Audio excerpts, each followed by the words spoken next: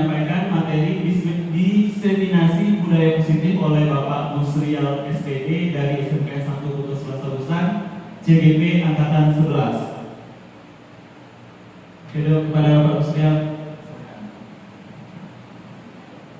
Terima kasih. Assalamualaikum warahmatullahi wabarakatuh.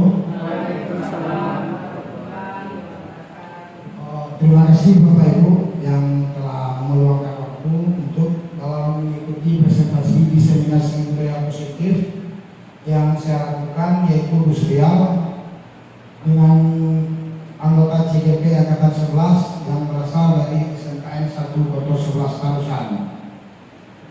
Ya, di sini diseminasi budaya positif. Bagaimana pengertian budaya positif? Budaya positif adalah suatu lingkungan atau iklim dalam suatu organisasi, sekolah, atau komunitas yang ditandai oleh nilai-nilai, sikap, dan perilaku yang mendorong kesejahteraan, produktivitas, dan hubungan yang harmonis di antara anggotanya.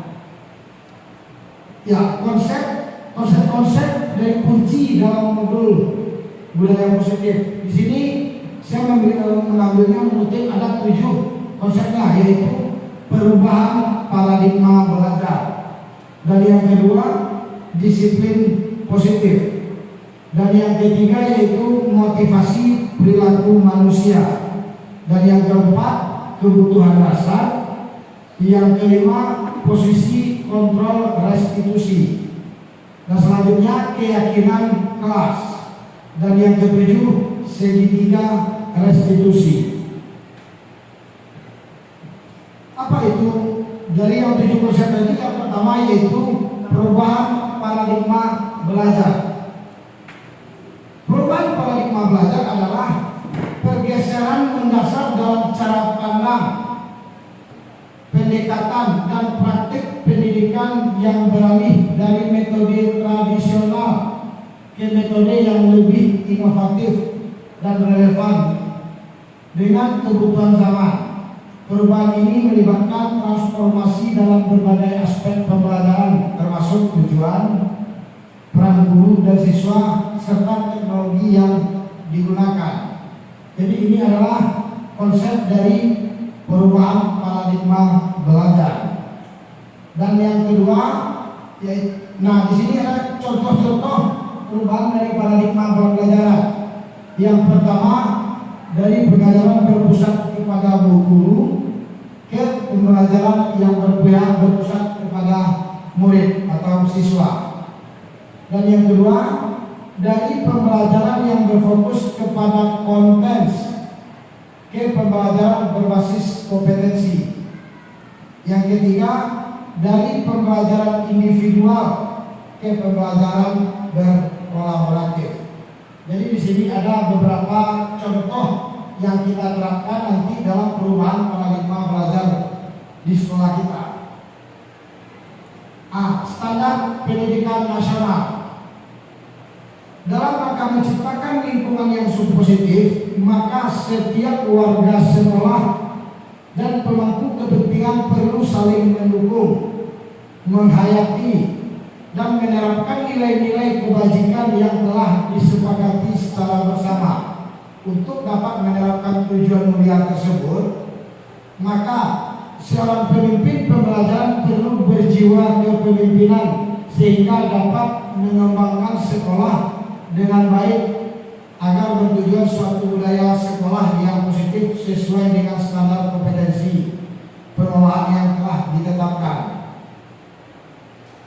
Tujuan mulia dari penerapan disiplin positif adalah agar terbentuknya murid-murid yang berkarakter, berdisiplin, santun, jujur, peduli, tanggung jawab, dan merupakan pembelajar sepanjang hayat sesuai dengan standar kompetensi kelulusan. Jadi di sini kita berharap mungkin kedepannya bahwasanya siswa atau murid yang bisa berkarakter dan yang berkompetensi dengan lulusan yang kita harapkan. Di sini ada ilusi guru pengontrol murid. Apa Apa itu ilusi guru mengontrol murid? Pada dasarnya kita dapat memaksa murid untuk berbuat sesuatu jikalau murid tersebut memilih untuk tidak melakukannya. Walau terpaksa guru sedang mengontrol perilaku murid, hal demikian terjadi karena murid sedang mengizinkan dirinya untuk dikontrol. Ya, jadi ilusi pertamanya itu ilusi guru mengontrol murid. Dan yang kedua, ilusi bahwa semua pengaturan positif, efektif, dan bermanfaat. Di sini penguatan positif atau bujuk adalah bentuk-bentuk kontrol segala usaha yang mempengaruhi murid agar mengulangi suatu perilaku tertentu adalah suatu usaha untuk mengontrol murid tersebut dalam jangka waktu tertentu. Kemungkinan murid tersebut akan menyadarinya dan mencoba untuk menolak bujukan kita, atau bisa jadi murid tersebut menjadi tergantung pada pendapat sang guru yang berusaha. Dan yang ketiga, ilusi bahwa kritik dan membuat orang merasa bersalah dapat menguatkan karakter.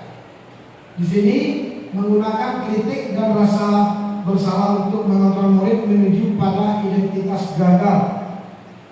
Mereka belajar untuk merasa buruk tentang diri mereka. Mereka mengembangkan dialog diri yang negatif. Kadang-kala sulit bagi guru untuk mengidentifikasi bahwa mereka sedang melakukan perilaku ini. Karena seringkali guru cukup menggunakan suara halus atau bujukan untuk menyampaikan pesan negatif. Yang selanjutnya yaitu ilusi bahwa orang dewasa memiliki hak memaksa.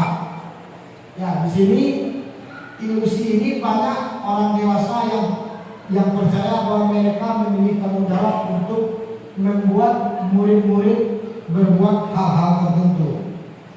Karena apapun yang dilakukan dapat diterima selama ada sebuah kemajuan berdasarkan sebuah pengukuran kinerja.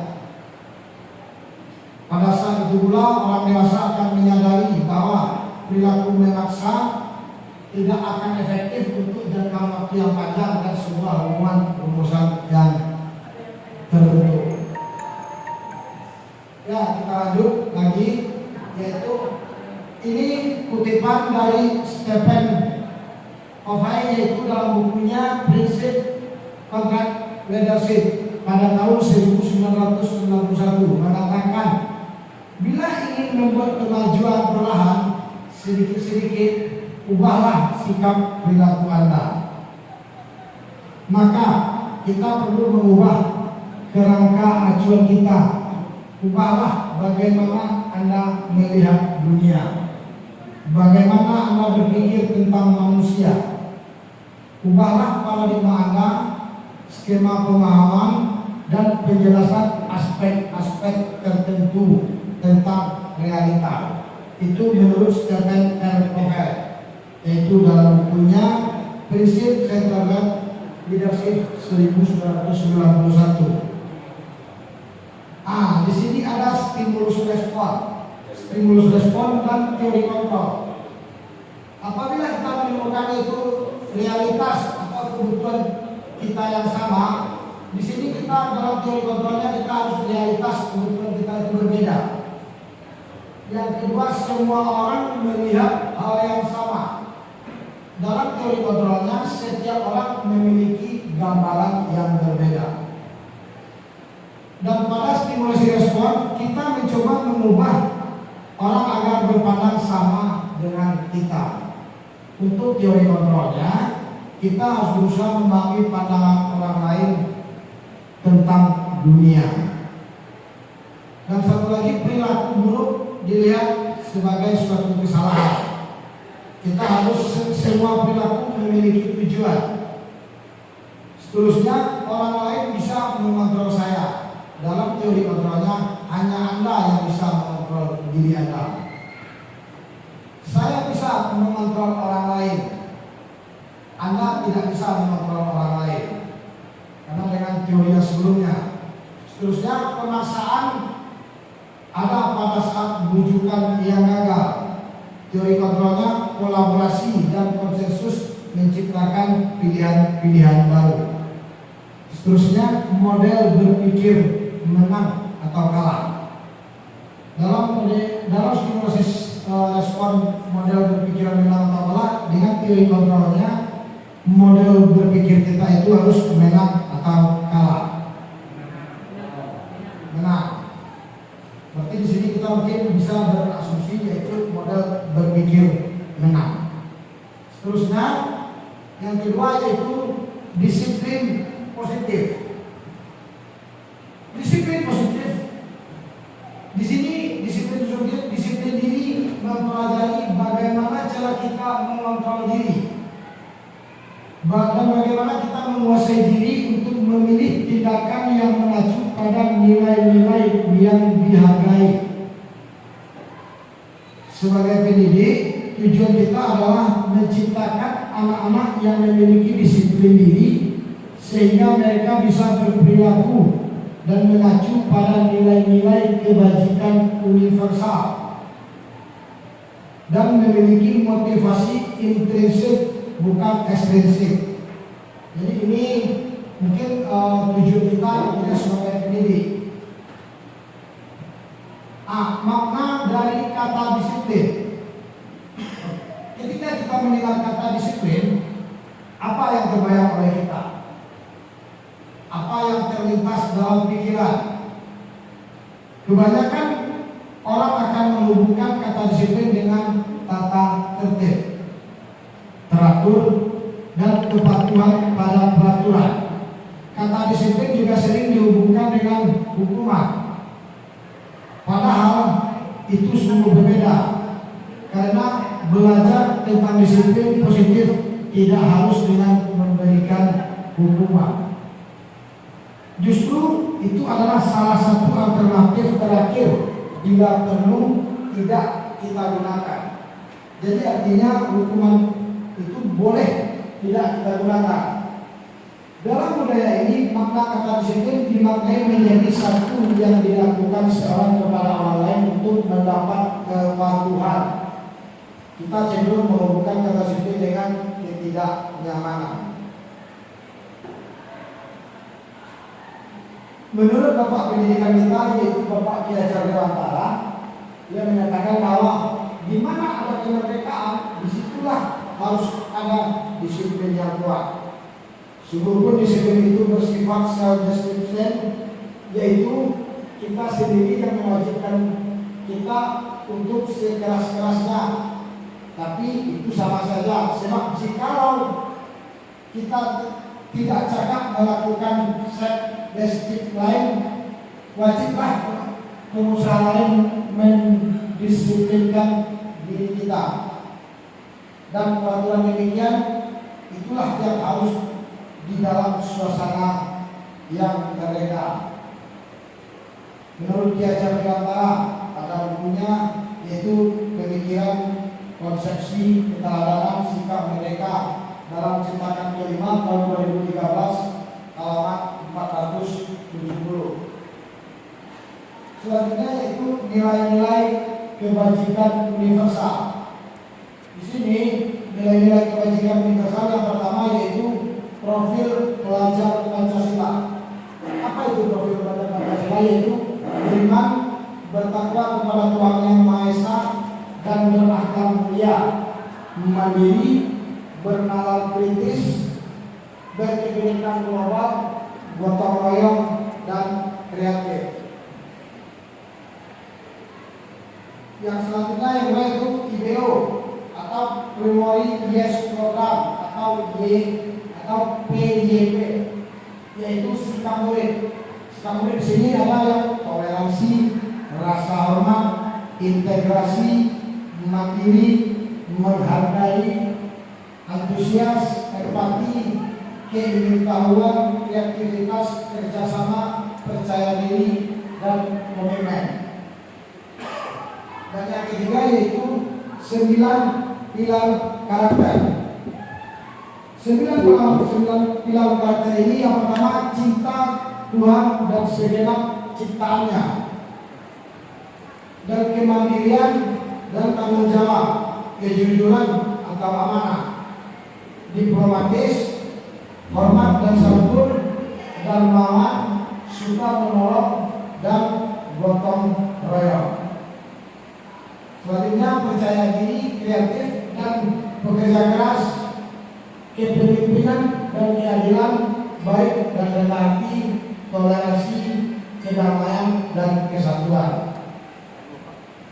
Yang keempat yaitu petunjuk seumur hidup dan keterampilan hidup. Keterampilan hidup di sini yaitu dapat dipercaya, lurus hati, mendengarkan, yang aktif, tidak merendahkan orang lain, memberikan yang terbaik dari diri. Dan petunjuk hidup yaitu yang pertama peduli, penalaran, bekerja sama, keberanian, keingintahuan, usaha, keluasan atau fleksibilitas berorganisasi, kesabaran, keteguhan hati, kehormatan, dan memiliki rasa humor. Nah, di sini yang kelima yaitu Z7 Essential Virtue, yaitu empati, suara hati, kontrol diri, rasa hormat, kebaikan, toleransi, dan keadilan. Yang keenam di sini ada yaitu proyek nilai-nilai kebajikan atau Virtus Project. Di sana ada peduli, dan juga di peduli itu ada juga keterusterangan, kebersihan, dan komitmen seterusnya, dan juga pada poin kedua yaitu rajin, keberanian, kesantunan, kreatif, dan yang ketiganya integritas, kebahagiaan, keadilan, baik hati, kesetiaan, dan yang keempatnya yaitu rasa hormat, tanggung jawab, pengabdian, bijaksana, dan rasa bersyukur. Nah, di sini kita lanjut yaitu yang ketiga, yaitu motivasi perilaku manusia. Apa itu motivasi perilaku manusia? Menurut Dian dosen yaitu bukunya Restoring School Discipline menyatakan ada 3 motivasi perilaku manusia. Yang pertama, untuk menghindari ketidaknyamanan atau hukuman.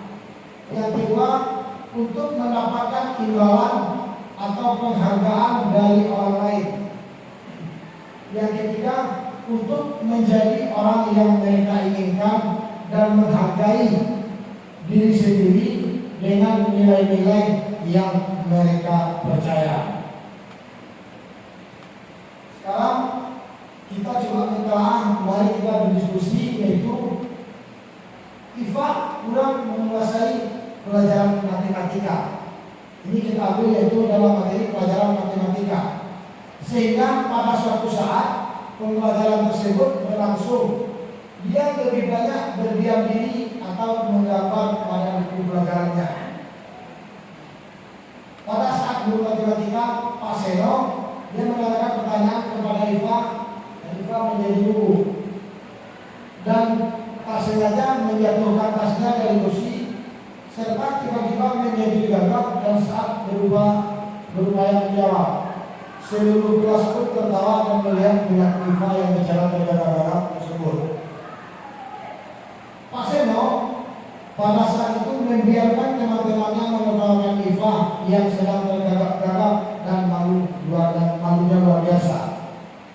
Dan malam meminta Iva untuk maju ke depan dan berdiri di depan kelas sambil menunjuk hidungnya, karena tidak bisa menjawab pertanyaan Pak Seno. Kelas makin gaduh dan anak-anak pun tertawa. Iva di kelas memang mesra memegang ujung hidungnya. Jadi di sini mungkin nanti di sesi akhir kita akan mengisi ada 2 opsi ini. Nanti saya akan berikan kuesionernya, yaitu apakah setuju dengan tindakan Pak Seno terhadap Iva. Yang kedua yaitu menurut tindakan Pak Seno terhadap Iva itu adalah hukuman atau konsentrasi. Di sini nanti akan saya bagikan berupa kuesioner, oke?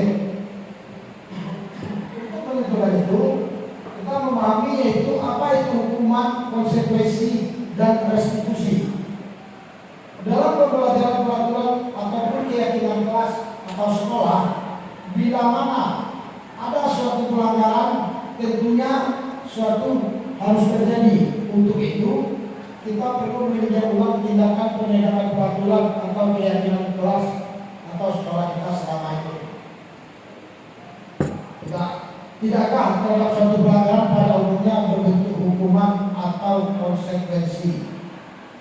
Dalam modul ini akan dikenal itu program disiplin positif yang dinamakan nanti restitusi. Restitusi itu adalah proses penciptaan kondisi bagi murid untuk perbaikan kesalahan mereka sehingga mereka bisa kembali untuk kelompok mereka dengan karakter yang lebih kuat. Restitusi juga merupakan respon kolaboratif yang mengajarkan murid untuk menjadi solusi untuk masalah mereka dan membantu murid untuk berpikir tentang orang seperti apa yang mereka inginkan. Dan di sini ada bagaimana mereka harus memperlakukan orang lain. Yang keempat yaitu kebutuhan dasar. Kebutuhan dasar ini yang pertama ada bertahan hidup dan juga penguasaan, kasih sayang dan merasa diterima, kesenangan dan kebebasan.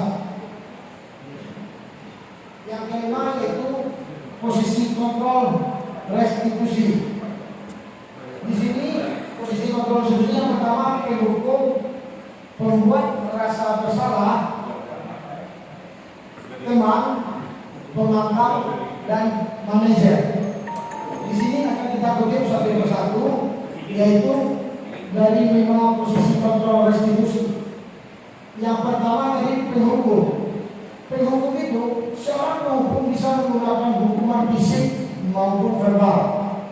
Orang-orang yang menjalankan posisi hukuman senantiasa mengatakan bahwa setelah menemukan sistem atau alat yang dapat lebih menekan murid lebih dalam lagi.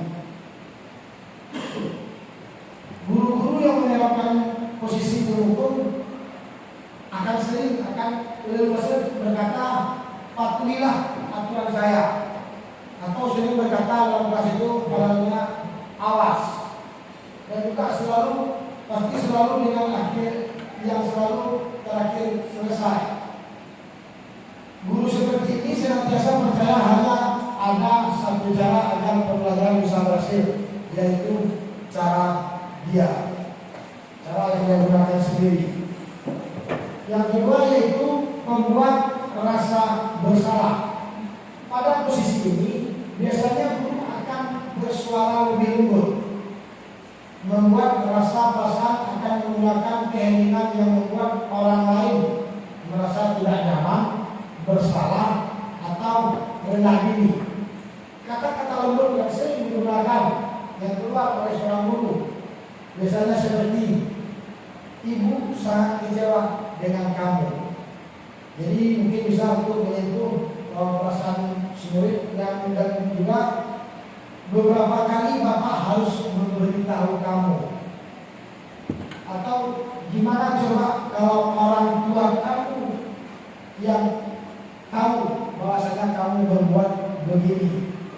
Di sini posisi ini murid akan memiliki penilaian diri yang buruk tentang diri mereka, dan mereka merasa tidak berharga dan telah mengecewakan orang-orang yang mereka sayangi.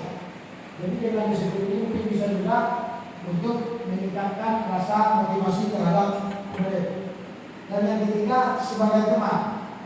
Sebagai teman, guru pada posisinya tidak akan menyakiti murid, namun akan tetap berupaya mengontrol murid melalui persuasi.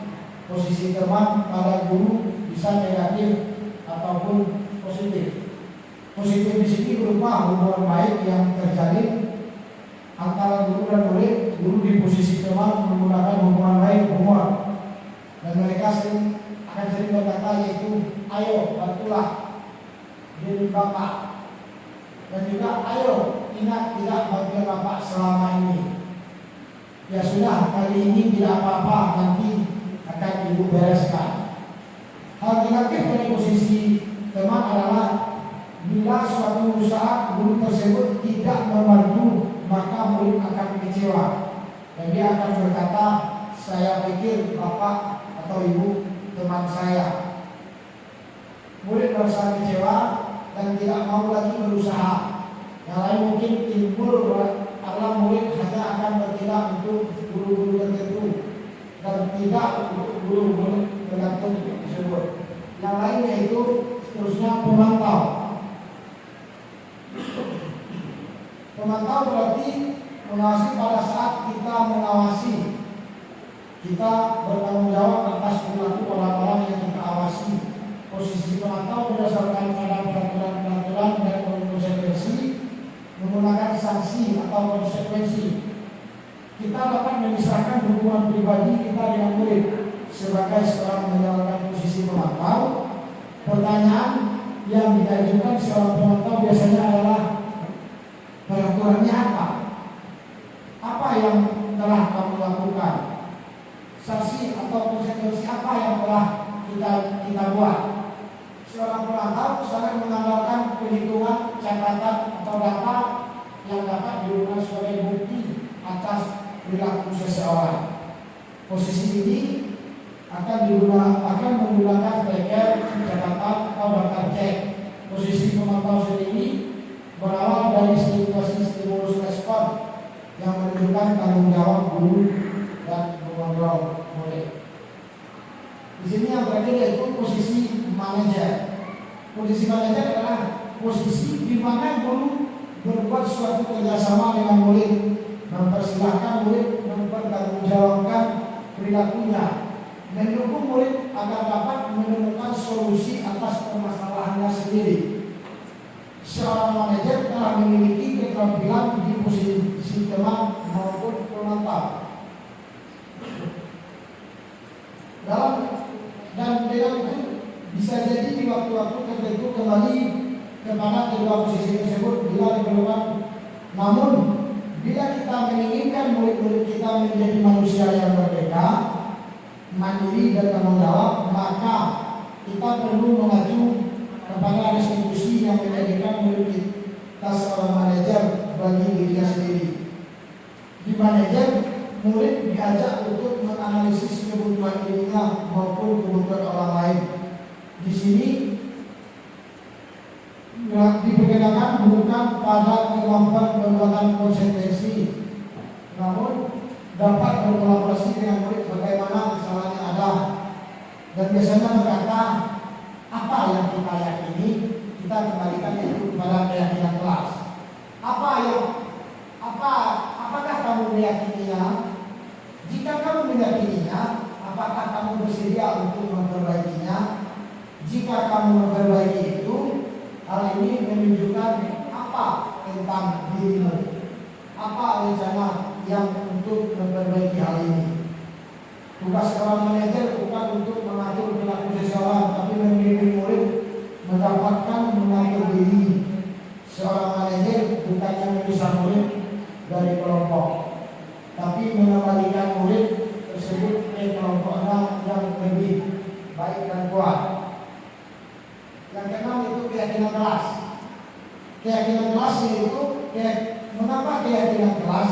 Mengapa tidak peraturan kelas saja? Nah, di sini tentunya keyakinan kelas atau sekolah. Keyakinan kelas bersifat lebih abstrak daripada peraturan yang lebih rinci dan konkret. Keyakinan kelas berupa pernyataan universal. Pertanyaan keyakinan kelas senantiasa dibuat dalam bentuk positif. Keyakinan kelas hendaknya tidak terlalu banyak sehingga mudah diingat dan dipahami oleh warga kelas atau murid khususnya. Selanjutnya, keyakinan kelas sebaiknya sesuatu yang dapat diterapkan di lingkungan tersebut. Semua warga kelas hendaknya ikut kontribusi dalam pembuatan keyakinan kelas lewat kegiatan curah pendapat. Bersedia meninjau kembali keyakinan kelas dari waktu ke waktu. Prosedur pembentukan keyakinan kelas. Yang pertama itu mempersilahkan warga sekolah atau warga kelas atau murid-murid untuk bercurah pendapat tentang peraturan yang perlu disepakati di sekolah atau di kelas. Dan yang kedua, mencatat semua masukan dari murid yang ada di kelas atau di sekolah di papan tulis atau di kertas, di mana saja anggota kelas yang bisa untuk melihat hasil surah pendapat. Selanjutnya, susun keyakinan kelas sesuai prosedur atau pembentukan keyakinan kelas. Gantilah kalimat-kalimat dengan bentuk negatif menjadi positif. Contoh kalimat-kalimat negatif yaitu jangan berlari di kelas atau di koridor. Kalimat positifnya yaitu berjalanlah di kelas atau di koridor.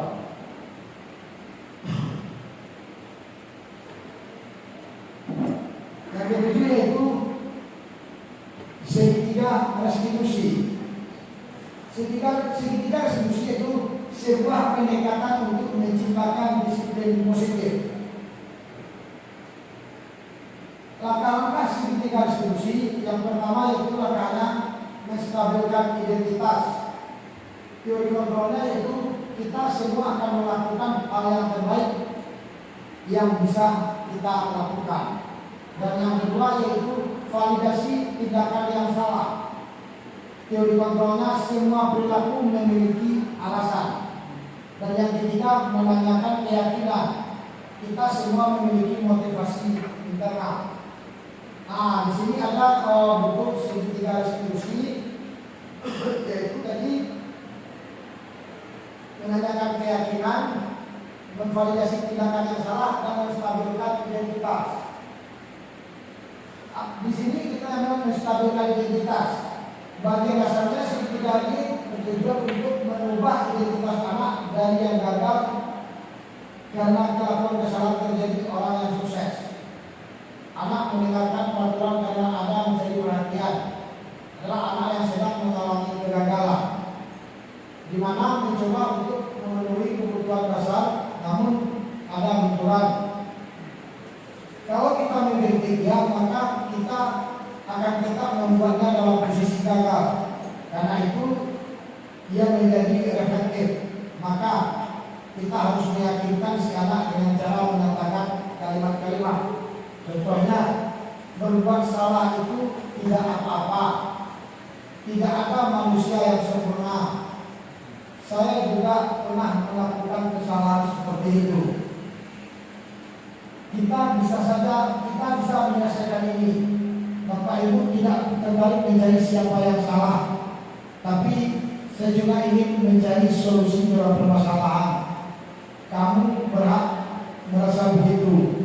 Apakah kamu sedang mencari teman yang baik buat dirimu sendiri? Yang kedua yaitu validasi tindakan yang salah. Setiap tindakan kita lakukan dengan satu tujuan, yaitu memenuhi kebutuhan dasar. Kalau kita memahami kebutuhan dasar apa yang mendasari sebuah tindakan, kita bisa menemukan dengan cara yang paling efektif untuk menemukan kebutuhan itu dengan bahasanya yang pertama, padahal kamu bisa melakukan yang lebih buruk dari ini. Dan yang kedua, kamu pasti punya alasan mengapa melakukan ini. Yang ketiga, kamu patut bangga pada dirimu sendiri karena kamu telah melindungi sesuatu yang penting rasanya buat kamu. Dan yang seterusnya, kamu boleh mempertahankan sikap ini, tapi kamu harus menambahkan sikap yang baru, yang lebih positif. Yang ketiga yaitu menanyakan keyakinan. Diri kontrol menanyakan keyakinan bahwa kita pada dasarnya termotivasi pada internal, karena identitas sukses telah tercapai, tingkah laku yang salah telah divalidasi, maka anak akan siap untuk dihubungkan dengan nilai-nilai yang dia percaya dan berpindah menjadi seorang yang dia inginkan. Pertanyaan-pertanyaan yang bisa kita menghubungkan untuk keadaan kelas yaitu apa yang kita percaya sebagai kelas atau keluarga, apa nilai-nilai umum yang kita telah sepakati, apa bayangan kita tentang kelas yang ideal. Kamu mau jadi orang seperti apa nantinya? Di sini saya mau selain menyelesaikan konstitusi segitiga tadi, mudah-mudahan mungkin ada kritikan atau saran dari Bapak Ibu. Mungkin saya persilakan. Ya, mungkin dari Ibu Yulia.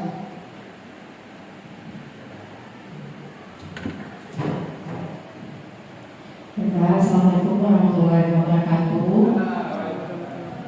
Terima kasih Pak Gus atas diseminasinya hari ini.